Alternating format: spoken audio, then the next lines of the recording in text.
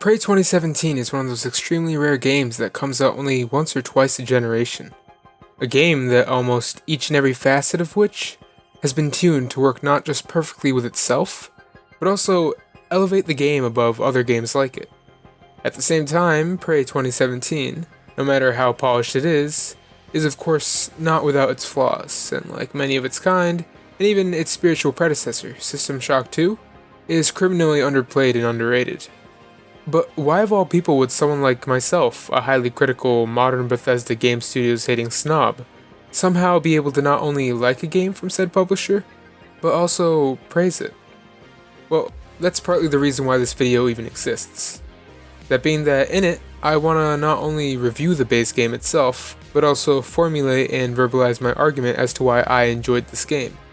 And more so, why I think the universe that Arcane has created for this game, as well as the game itself, is one of the best to not only come out in 2017, but in the last decade.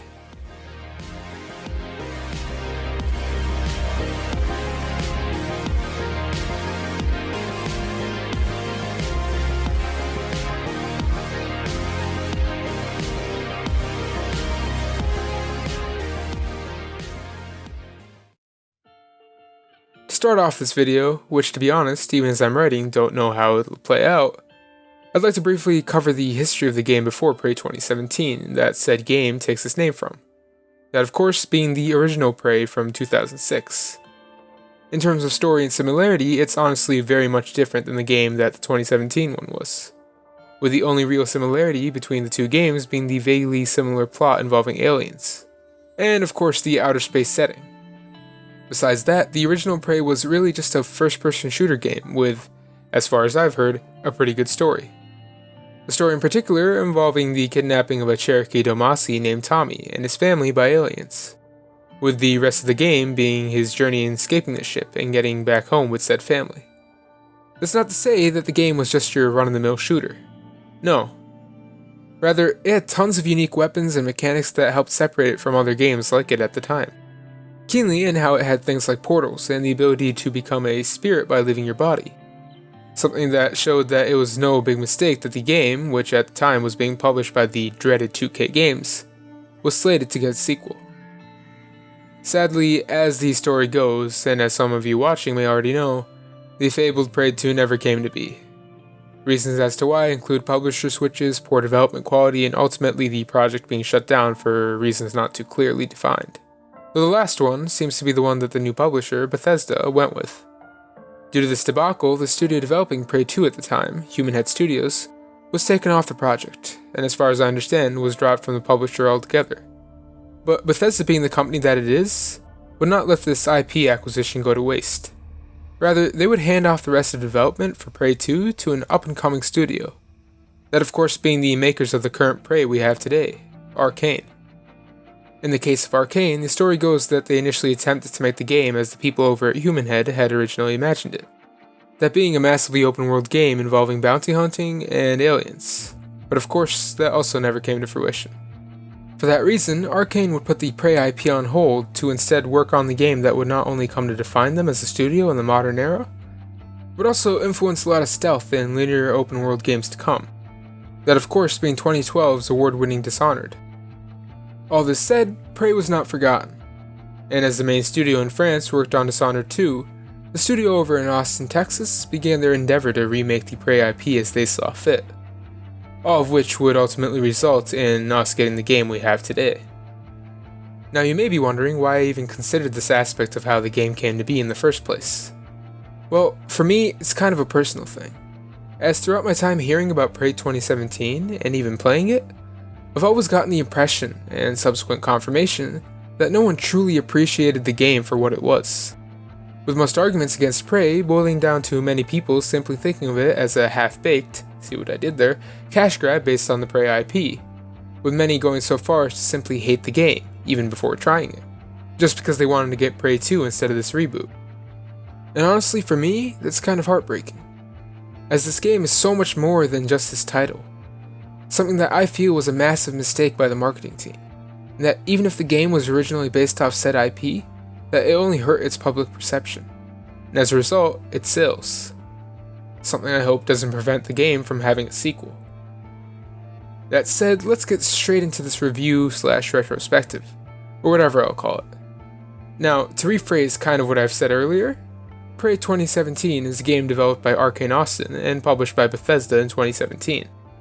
To kind of sum up the game and what it's about, the best I can think of is something along the lines of Dishonored, mixed in with lots of technology, sci-fi aspects, and of course, first-person shooting. Though it's what the game does so much more differently than the other games is what I really want to focus on. Hence, I split this video up into 4 sections, those being its art and general presentation, mechanics, story, and lastly, how the game was received as well as how it fared in the year it was released.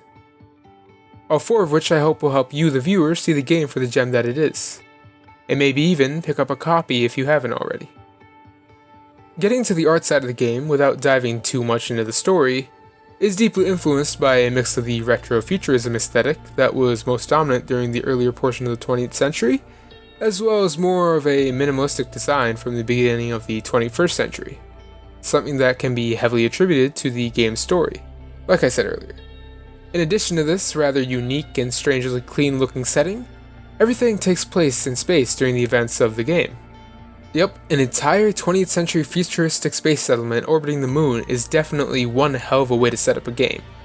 More than that, like I kind of already mentioned, everything in the game is highly stylized to look as clean as possible, with all the game's art and concept art resembling work from the same team as Dishonored and Dishonored 2, kind of channeling that almost hyper-realistic look with certain features in a given image being exaggerated, especially with character hands and feet, with a perfect example of this look coming in the form of not only your player character, but especially in your sibling known as Alex Yu, whose every feature has been exaggerated to such an extent that it looks weird at times, and yet perfectly fits his voice.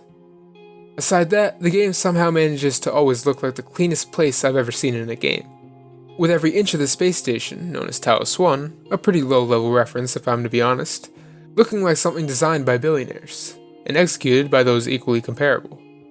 There's also the aspect of how the game handles its visuals, that being its perfect use of not only visual cues, especially with enemies, but also with how it sets up certain moments in the story. Altogether, this perfect blend of how the visuals match up with what you're doing in game, and the story being told to you really helps show the passion put into this project, as not only is everything richly detailed in world design, but you can't even go a single second in this game without encountering something new. And even when you're forced to go back to a place you've been, it'll always change based on your actions, both visually and mechanically. Something that, once again, shows me the passion and heart put into this game. Aside that, there's also the amazing soundtrack that you're hearing in the back of this video, something made by none other than the guy behind the Doom soundtrack, Mick. Now, just as a precursor, Mick is one of those artists that really puts his soul into his music, and when you listen to this game's soundtrack, you can hear that in every single note. As not only does the music perfectly match the setting and aesthetic of the game, but it's perfectly synced up to every event, with certain tracks matching even your emotion throughout a certain scene. Something that is only elevated by how good the music is, and more so by how significant the music actually is to the plot. And I really do mean that it's significant, as it gives hints to things later on. And speaking of which, I think I've spent quite a while talking about Prey's visual design and art in general. So I think it's about time I move over to the next section of this video, the mechanics, or as I'll refer to it as sometimes, the gameplay section. To start us off on this section, I'd like to reiterate on what exactly Prey 2017 is, and that is that in the most general term, it's a pseudo-open world FPS. But as I've said, I think that Prey is more than just that, and by no small means. See, when Arcane Austin began development on this newest iteration of the IP, they had another game in mind, that being 1999's System Shock 2, and its predecessor, System Shock.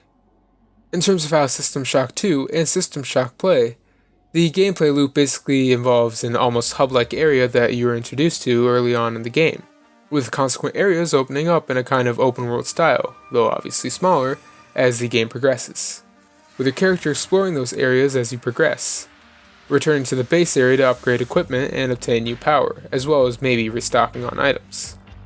This design was heavily mirrored and, according to the developers, was the main inspiration for how Prey 2017 was made. that being that it was a spiritual successor to the cult classics mentioned earlier.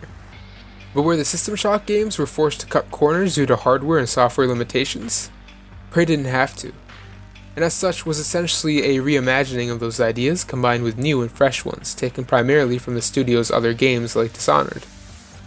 Prey then, like I said, essentially drops you into the game world after a brief intro, showing you the basic enemy type, an alien known as the Typhon, specifically the most basic of these enemies known as the Mimic.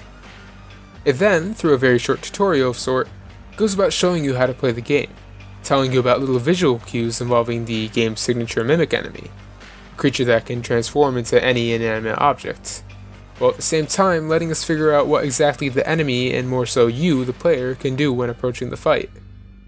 After this brief section though, which you're introduced to the basic mechanics of the game, including basic gunplay, you're then brought to the real meat of the game's progression, a perk system called Neuromods. What these Neuromods allow for your character to do is unlock cool and interesting powers, some of which can range from something as simple as sprinting just a little bit faster per level of that perk, to crazy things like short-form teleportation and telekinesis, though the last two types of powers don't appear until later. Throughout the game then, we're also introduced to a host of cool and imaginative weapons, a few of which include the Neuroelectric Disruptor, the Quasi-Particle Beam Emitter, and a personal favorite, the Glue Cannon. In terms of function then, the weapons follow in a way similar to their names, with the Disruptor allowing for you to stun enemies, the Beam Emitter allowing you to basically destroy an enemy in seconds, and the Glue Cannon allowing for you to build anywhere using the quick-setting cement-like mixture that it shoots. Together, these weapons and powers give the player a unique arsenal of tools that, as the game progresses, get more and more complex and build on top of each other. Something that upon getting through the first bit of the game, allows for you to gain access to the wackier perks the game has to offer. Though I won't get into story particulars, simply because I'd rather save that for the kind of spoiler-filled story section. That said, once you progress to a certain point in the game, you gain access to the same powers as the Typhons, allowing for you to do things like the oh-so-meme transforming into a mug, stopping time, or just jumping higher. Combined with level design then, these parts of the game really begin to meld together, with each new area unlocked handing you new challenges, and even more so, unsuspected jump scares. That said, you may have noticed how I haven't talked too much on the enemies that the game has to offer. And to be frank, it's because the enemies are perhaps the only real disappointment I have from playing the game. But it is completely understandable. See, the enemy types are few and far between. There's obviously the tiny little mimics walking around, but in addition to them, there's the bigger version, essentially the real threat in any room, called phantoms, which are really just a replacement for human enemies, except the part where they can kill you in just one hit if you're ill-prepared. The telepaths, kind of self-explanatory, cystoids, just giant blobs that butt off tiny typhon clouds, and poltergeists, like mimics but invisible. Aside of those enemy types, you get two more that are kind of unique. Those being the operators, robots that typhons have infected or just corrupt robots, and perhaps the most interesting and hellishly scary enemy, the Nightmare. In terms of how these enemies attack you, they tend to correlate to their type. That being that mimics and poltergeists just hit you after ambushing you, phantoms attack you with melee or psychokinetic attacks as soon as they see you, cystoids act as basically traps for when you approach them, and telepaths simply use others to fight for them, with the strongest of these typhons, the Nightmare, using almost all of these abilities to fight you. Now, combined with all the other previously mentioned things in this game, it all makes for a very enjoyable experience. And when the enemy types get boring, the game does attempt to make it interesting by throwing in typing, i.e. things like fire and electricity.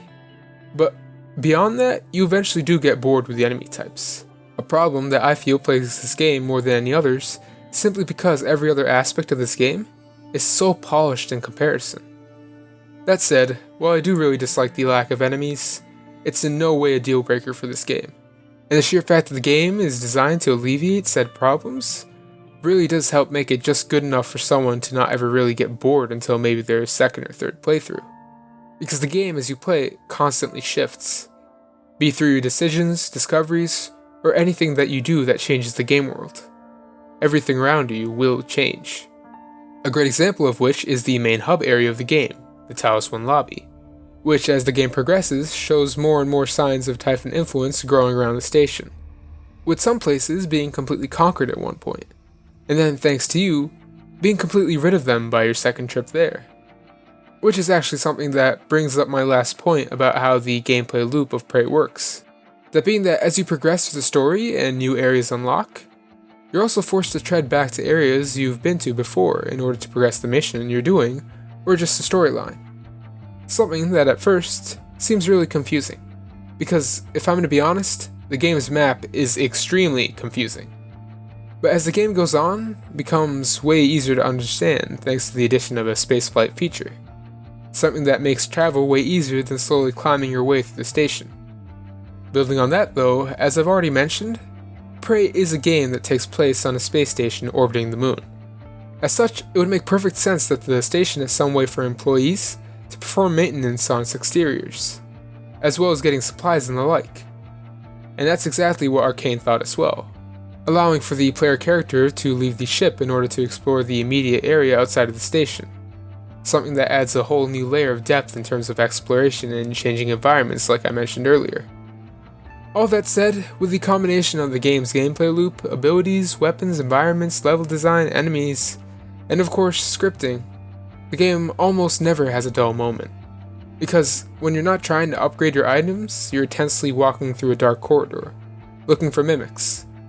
And when you're not doing that, you're planning on how you're going to safely get to your objective in a room filled to the brim with typhons. And whenever that's not happening, you're always doing something else in the game. Be it from story to gameplay, the game never has a boring moment. Just purely based on its mechanics that I've experienced. Aside from the occasional sightseeing breathers. With that massive section out of the way, we can move on to the last of the substantial parts for this video. That being the story. Now, as a fair warning to anyone watching, this section is filled with light spoilers, though that said, I will mention some specifics to help with my arguments and just my perspective of the game, which you can skip to this time if you don't want to see the spoilers. If you're not worried about spoilers, you should be, because as far as my stance goes on the game, if even a single critical detail gets spoiled for you about Prey, not a single portion of the game will feel as good as it did if you were to discover it yourself. So please, do skip this section if you have yet to play the game, and want to play it, as it would lose so much of what makes the game good if you didn't. To start us off with the story of the game, like I said, it's perhaps the best part, with each and every story beat hitting just perfectly. So to begin our adventure, as you might have seen in the game's promotional material, it takes place in a reality alternate to ours. In this reality, JFK was not in fact killed, and through the butterfly effect resulted in the space race booming more than it ever had. What this ultimately culminated in was the creation of a space station around an abandoned Russian spacecraft, with the sole purpose of said station being to create a joint venture between the US government and Russia to study the mysterious beings they found in said spacecraft. But as the story goes, the venture was called off when the aliens broke containment. Luckily for us though, this all took place years upon years before the game begins, and in fact is just a part of the rising action to the plot of the game. That being that years after the crisis on the station, 2032 to be exact, a mega corporation known as Transtar manages to convince the government to give it access to the station, though it's implied it's through shady means, with the intent of the endeavor being that the corporation wants to find out more about these alien organisms, and maybe harness something from them. So that's exactly what they do. They rework the entire station, making it look the way it does in the game. And the current heads of the Transtar Company's two sons, at least from the cover, Morgan and Alex Yu, begin working on their experiments involving the alien organism that they dub the Typhons. From here, we come to learn about the powers that the Typhons have, and more so, that bits of the Typhon's unique biological structure can be used to implant memories and even skills from the mind of one human to the mind of another. But as the plot progresses, we also learn that, though it was highly experimental, the abilities of the Typhon could be transferred to humans as well, something that the lead scientist of the group, Morgan, was willing to test on himself to see whether or not it would work. Though it should be of note that whenever the neuromods are removed, all associated memories after that point are also deleted. That's why Morgan in the intro of the game is made to think that he's still on Earth, when in reality he had been going through the experiment for maybe even months, each time being forced to repeat this process of being caught up where he is in the experiment. A struggle we see through his audio recordings. What this all leads up to, though, is his final escape from the experiment at the beginning of the game. But that's just the start for what Morgan's in for. And honestly, if I were to delve any further into the story, I'd spoil literally everything about it. So I ask you, please, if you've watched this far, then go buy the game. Or at least try not to be spoiled unless you know that you will never play it. Though I won't spoil it for you here. All that said, and with most of the beginning of the story even shown in advertisements for the game, I think it's best to move on to the last section of this video. That being how the game was received, and how it stacked up to its opponents in 2017. To start this section, I should really reiterate how badly this game was marketed, as not only was it a step above most other games released in years, but it wholeheartedly did not deserve the hate and bad press it got for how much work and passion was put into it. Something that really messed with its public reception, with almost every ad Bethesda had made for Prey gravely misrepresenting what exactly it was, and to be honest, ended up being the reason I didn't initially buy it. Not just that, but thanks to the optimization problems the game had at launch, so many reviews had been skewed to not favor it at all, with some reviewers even blaming their low scores on that problem specifically, hence landing a game that truly deserved a Metacritic score higher than a 95, an 82 on PC, and even lower on consoles. But that wasn't the only competition that Prey had to deal with in 2017. In fact, 2017 was perhaps one of the greatest years in gaming in a long time, as games like The Legend of Zelda Breath of the Wild, Resident Evil 7, Nier Automata, and Sonic Mania all released as well, not only giving a mismarketed masterpiece like Prey massive competition, but massive competition that was not only marketed well, but was actually good. With games like Breath of the Wild and Nier Automata, redefining aspects of their genres, and in the case of the prior, essentially opening a new chapter to open world game design altogether. For this reason, in my opinion at least, a game that was already kind of niche like Prey stood no chance. No matter how good the game was, and no matter how much polish was on it, being a reboot IP simply couldn't stack up against something like Breath of the Wild or Resident Evil. And for that reason, it's perhaps why it's one of the most underrated and underappreciated games of all time. But with that, I think it's about time I end this video essay, as not only have I expressed how much I love Prey 2017, a little too much to be honest, but at the same time have thoroughly explained, at least in my mind, what I feel makes it great. And while I may not have covered every point perfectly, or just not covered every point like other better or more refined YouTubers like our Lord and Savior Retrospect have done, I still feel I've gotten my message across. That being, as stated in a few other videos I've seen, Prey was simply just too polished, too niche, and too poorly marketed to make it big in the gaming industry. Kind of like I already said, the game just released in the wrong year, a time where it was horribly underappreciated and was unable to compete with the titans of gaming at the time. But for that, I feel a morbid sense of happiness. A happiness that, thanks to the game's poor marketing, I got to experience, as not only was the game not widely syndicated, but also had its chance to become almost a classic amongst those seeking out games from the norm.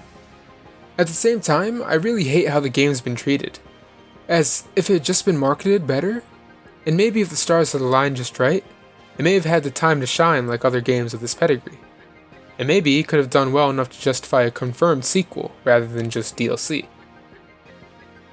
So with that said, thanks for watching this video. Hopefully you enjoyed my take on what a game review, or in this case basically a love letter, is like. Maybe enough to leave a like and perhaps subscribe. Anyways, tell me what you thought, and any questions you may have had. And like I've said a lot in this video, go buy the game and play it for yourself. You never really know how good a game is or how bad it is until you do it yourself. But I promise you won't regret it. Kuyo out. It's time to beat the mind game. Now it's time to beat the mind game.